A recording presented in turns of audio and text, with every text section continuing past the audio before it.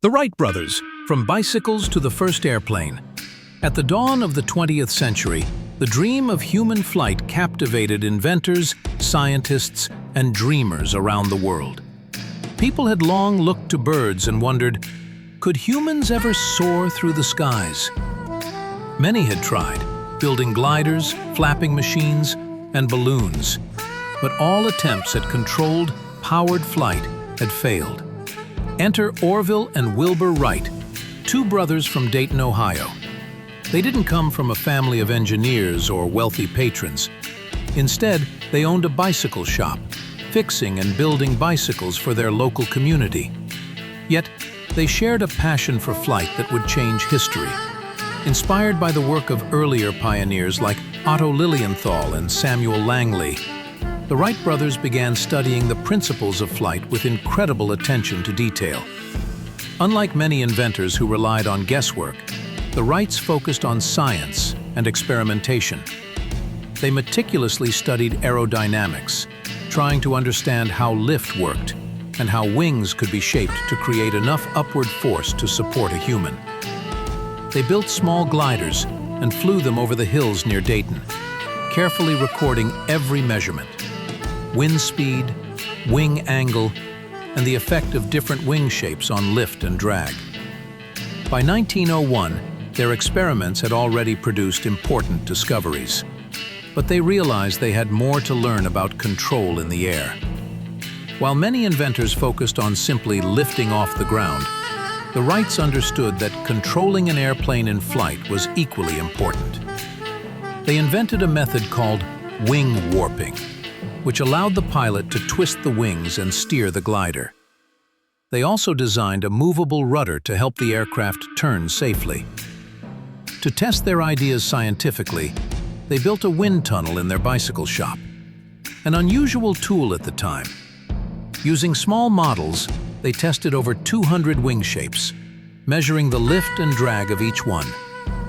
Their data was far more accurate than any previous experiments, and gave them a solid foundation for designing a powered aircraft. By 1903, after years of experiments, the Wright brothers were ready to attempt powered flight. They traveled to Kill Devil Hills, North Carolina, chosen for its strong, steady winds and open sands. Here, they constructed the Wright Flyer, an airplane made of spruce wood, muslin fabric, and a lightweight gasoline engine of their own design. The engine powered two small propellers, also designed and built by the brothers. On December 17, 1903, with the wind gusting and the cold biting at their hands, Orville took the controls for the first time. The Flyer lifted off the ground, soaring 120 feet in 12 seconds.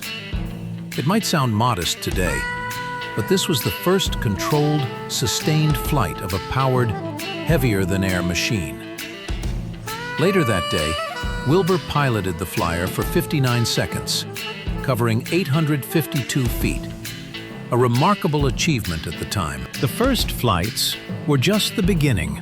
The Wright brothers spent the next few years refining their designs, learning how to build stronger and more reliable engines, and improving their control systems. They built airplanes capable of longer distances, higher altitudes, and greater stability.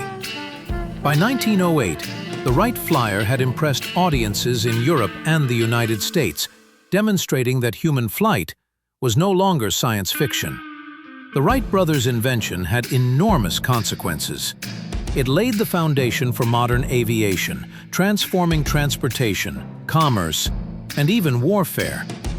Within a few decades, airplanes would carry passengers across continents, deliver mail, and eventually connect the entire world in ways previously unimaginable. What made the Wright brothers remarkable wasn't just their technical skill.